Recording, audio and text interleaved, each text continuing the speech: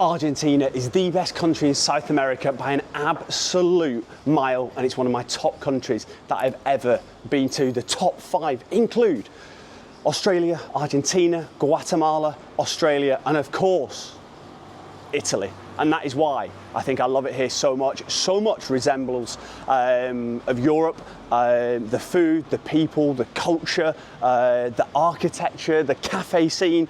It's just absolutely phenomenal. And over the next 8 to 10 minutes, we're just going to be covering, recounting everything that I've been up to over the last 3 weeks, exploring this unbelievable country as we try and not get run over walking across the road. We've been to 3 places, obviously spent a lot of time here in Buenos Aires. We've been over to Patagonia doing some hiking, and we've also been to the wine region of Mendoza. I'm going to give them all a straight 10 out of 10. And yeah, I'll just drop a little bit of knowledge, a little bit of wisdom. For food wise, do you know what I mean? If you like Italian food, you're going to be in a good spot. There's loads of that. But the main food here is, of course, the steak, the asados. The La Pampa region is just creating the most delicious, succulent, juicy steak you will ever eat. One thing to note, it is extremely good value, but it's not as cheap as what people make out online. The prices have absolutely skyrocketed over the last 1 to 2 years. So a lot of things online, it's like, oh, you can get a steak and a glass of wine for like £5. That is not the case. I'd say a really, really good steak here in like a good restaurant, you're looking at about £20. Wine is insane value. You're still looking at, we've got wine for like £1 a glass in places. I'd say £1 to £6 is like a good mixture of prices, and the wine here is absolutely phenomenal. Again, Italy, again, Argentina, creating some of the most delicious wines in the entire world. Wherever you go, even if you just come to Buenos Aires, even when we're in like Patagonia, the wine is still phenomenal. However, if you enjoy your wines, your Chardonnays, your Vino Blancos, and of course, your Malbecs, then you need to go to the Mendoza region. We went and we had 5 days, 5 nights, 4 full days, went to like 8 different vineyards, and just got a little bit loose for the whole time. It is the home, the birthplace of Malbec, pioneering or re-pioneering the Malbec scene here in Argentina. There are 4 places that I would recommend if you're looking for the best vineyard in the entire world. Well, you're in the right spot, because you can go to a place called Catana Zapata, which is literally voted the #1 in the entire world. That is very formal. You drive up the driveway, it's very Aztec themed. It's like driving to like a Bond villain's lair. That was £75 per person to do the tour, and then you're looking at, you have 5 wines, a couple of whites, a little bit of the old red, a little bit of the old UB40, and it's just phenomenal. That is the best experience. If you're just looking to go get a couple glasses of wine, sit out in a nice vineyard on the lawns, a little bit more economical, then you want to go to Clos de Cacras, Dominicana. I would say are probably my 2 favourites on that front. We did a little wine tour, me and Em. We went to a place called Mevi, also brilliant, and a place called Bodega Lopez. All the ones around there, people cycle between them. I would heavily advise not cycling between them. 1, because when you're battered after drinking like, I think we had like 16 glasses of wine each, not obviously like massive ones, but that still adds up. You don't want to be cycling. They're all quite close, but to get to them, depending on where you're staying, it's about an hour cycle from the centre of Mendoza, which is fairly aggressive. So yeah, for me, they're the top ones I would go to. If you're looking for the best restaurant there, I'd go to a place called Sancho. A little bit more formal, but I got a 500-gram Chateaubriand, and yeah, just absolutely outrageous bit of kit. So we started off in Mendoza, obviously straight vibes, and we started really, really good, banging weather. You sat out in a vineyard, suns are setting in the distance, and you're just sipping on some delicious wine. So yeah, that was the start of the adventures. We then moved over to Patagonia. Most people will go to El Chalten, but to get there from Mendoza, you have to fly back to Buenos Aires, and then a 4-hour flight down south, and then a 2-hour coach to get there. And this is like the most popular place, it's the most expensive place, and it's the most difficult to get to. So you can either do that, or if you want to, I think me and them worked out, we basically saved half, it was half price where we went, maybe even more, maybe we paid like a third. From Mendoza, you can fly to a place called Bariloche, which is like North Patagonia. You can do it in 1 hour instead of 2 days to get there, and all the accommodation is way cheaper. It was like 30 quid each a night or £60, and then in El Chalten we're looking at like 150 for like really bog standard accommodation. So if you want to do the signature Fitzroy hike, Torres del Paine, you need to go to El Chalten. If you're a little bit more flexible, if you want to do amazing hikes, save a little bit of your cash, and you're a little bit more pressed on time, then goes without saying, just go to Bariloche. One of the interesting things about Bariloche, I thought it was pretty interesting, is we only found this out. We did a tour when we came back to Buenos Aires, and it's where Nazis fled to after the war. So there's 180 confirmed to be in the moved to Argentina, and yeah, most of them went to Bariloche.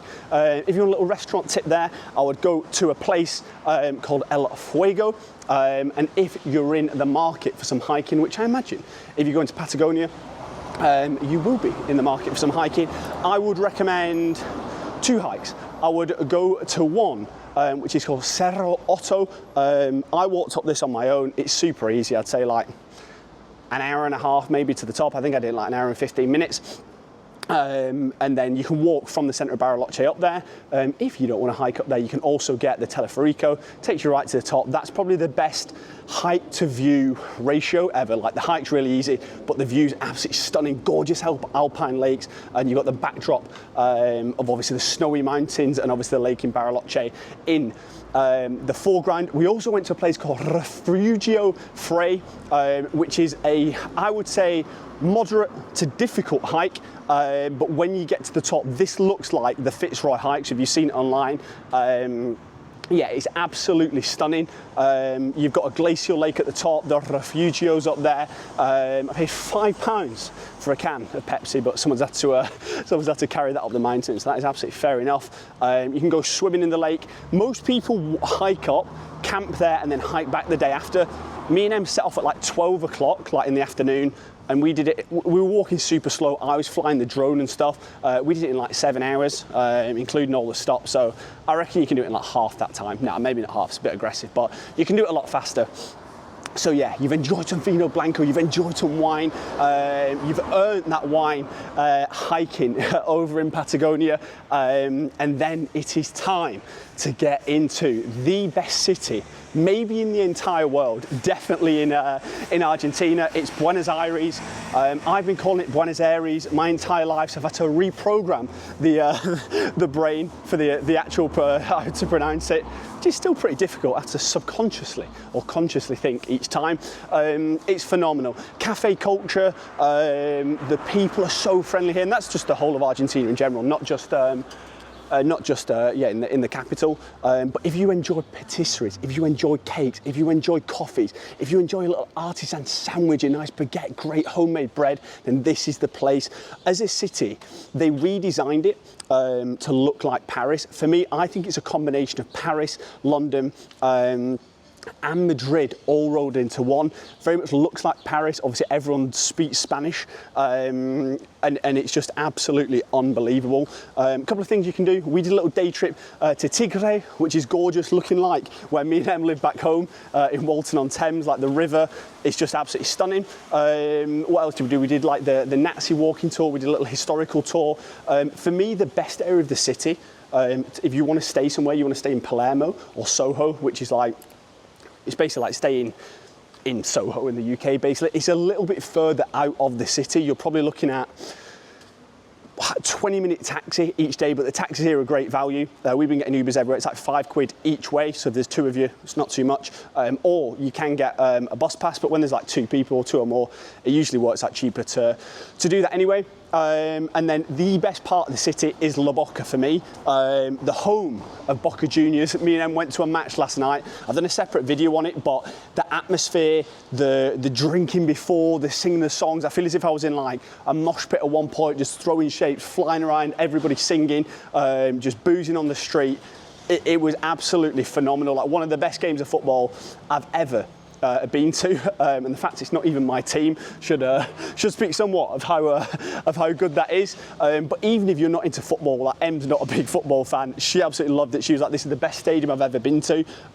We were like right up in the gods, looking down, insane view, and then you've got the sun setting in the distance as well. So yeah, home of Maradona, not Madonna, as I said in one of my other videos. It's an absolute shambles, but if you go to La Boca anyway, it's just a great area. So it's where all the colourful buildings are. So if you enjoy your Instagram pics, your JPEGs, your MP4 files, you're going to enjoy it around there. It's a beautiful place, a little bit more expensive in general for drinks, but if you go to the football, everyone just buys drinks from like the shops and just sits out on the street anyway, so it's super cheap to do that. But if you're going to go into like an actual bar in La Boca, it's more expensive. General prices, I would say in Buenos Aires, you're looking at £3, £3.50 for a pint, glass of wine, 3 to 6, 3 to 7. If you're going to get like a little Aperol Spritz, which is the best cocktail on the absolute market, you're looking at £4 to £7, depending on where you go. So in general, I think like the drinks here are insane value. We're from the UK. Do you know what I mean? You can't go out and get a pint for under like £7 nowadays in London. So yeah, the food, it's an absolute joke. Like we've just been going to, I forgot the names of the places we've been to, but everywhere you go has an absolute top quality steak. Anywhere you go, do you know what I mean, it's gonna have like good pastas and stuff. So yeah, for me, it's by far the best country we've been to in the whole of South America. Like, it's not even close. Like the ones I'd put up there, like for me, would Bolivia, the Bolivian salt flats. But the Bolivian salt flats have one sensational thing. Like that's probably the best thing I've ever seen on the salt flats. But as a country as a whole, it's nowhere near what you get here. I think everything is straight 10 out of 10. The people, the food, the culture, the drinks, the value for money. The safety as well. People online talking about safety, don't go out at night in certain places. We've been out late at night, 12, 1, 2 a.m. We've been out to the football, we've been walking home.